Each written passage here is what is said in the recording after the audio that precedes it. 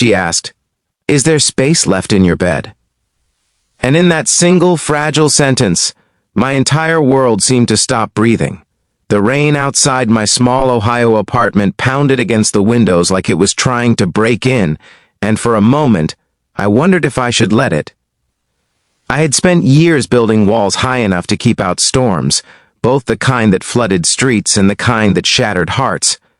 But that night, standing in the dim hallway light with her soaked coat dripping onto the wooden floor, I realized the storm had already found its way inside me. If you believe in kindness, in second chances, and in the idea that even broken people deserve to be loved again, take a moment right now to like this video, share it with someone who needs hope, comment your thoughts, and subscribe to the channel. Stories like this remind us that sometimes the bravest thing we can do is open the door. My name is Nathan Cole. I was 36 years old, living in a quiet suburb outside Columbus, working as a night shift nurse at a rehabilitation center. The job was exhausting, but I chose it on purpose. Night shifts meant fewer conversations, fewer questions about my life, fewer reminders of what I had lost. 3 years earlier, my wife, Victoria, had walked out after telling me she was tired of loving a man who seemed permanently afraid.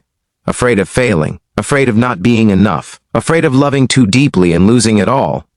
After she left, I downsized from a house to a modest one-bedroom apartment above a bakery. The scent of fresh bread in the mornings was the only warmth that place offered. I kept my furniture minimal: a couch, a small kitchen table, a bed just big enough for one man and his regrets. The night Abigail Harper knocked on my door, I had just returned from a double shift. My scrubs were wrinkled, my eyes heavy. I almost didn't answer. But something about the knock, soft, hesitant, almost apologetic, made me move. Abigail wasn't a stranger. She had moved into the building across the street 6 months earlier. I'd seen her walking her golden retriever, laughing with the elderly landlord, carrying grocery bags that looked too heavy for her thin frame. She had chestnut hair usually tied back in a messy knot, and eyes that seemed permanently thoughtful. We had spoken only a handful of times, brief hellos, a shared umbrella once when a summer storm surprised us both. That night, though, she looked different. Her face was pale, her mascara slightly smudged, and her hands trembled as she clutched her coat around her shoulders. She had left her apartment in a hurry. I didn't ask why at first. I just stepped aside and let her in. She told me in broken sentences that her boyfriend Marcus had returned unexpectedly. They had broken up weeks ago, but he refused to accept it. He had shown up drunk, pounding on her door, accusing her of things she hadn't done. She had locked herself in the bathroom, called a friend, but no one answered. Eventually, she slipped out the back entrance and crossed the street to the only place that felt remotely safe, mine. When she asked if there was space left in my bed, she didn't mean it the way it might sound. She meant, was there a corner of safety left in my life, a patch of warmth where she could rest without fear? My first instinct was panic, not because I didn't want to help her, but because helping meant caring, and caring meant risking everything I had spent years protecting. I had promised myself I would never again let someone's presence become the air I needed to breathe. But when I looked at Abigail standing there, trying to be strong while clearly unraveling inside, something shifted. I told her the couch was comfortable, that she could stay as long as she needed. I made tea, I found an extra blanket. I tried to act calm, steady, like the nurses I admired who never let their patients see their fear. That night, I lay awake in my bed, staring at the ceiling while rain continued to fall. I could hear her soft breathing from the living room. For the first time in years, my apartment didn't feel hollow. The next morning, sunlight spilled through the curtains like forgiveness. Abigail woke up embarrassed, apologizing repeatedly. I told her there was nothing to apologize for. We walked across the street together. Marcus was gone. She gathered a few belongings and came back to my place temporarily, promising it would only be for a day or two until she figured things out. Days turned into a week. During that week, I learned more about her than I had in 6 months of polite nods. She was a middle school art teacher. She painted in the evenings when anxiety kept her awake. She had grown up in Michigan, moved to Ohio for a fresh start after her father passed away. Marcus had seemed charming at first, attentive and intense. The intensity slowly became control. Control became anger. Listening to her, I felt something I hadn't felt in a long time, purpose beyond my job. Protecting patients was part of my profession. Protecting Abigail felt personal, but with every shared meal, every quiet laugh over burnt toast, fear crept back in. I caught myself memorizing the way she tucked her hair behind her ear. I noticed how she hummed while sketching. I started looking forward to coming home, and that terrified me. One evening, about 10 days after she first arrived, she found me sitting at the kitchen table long after midnight.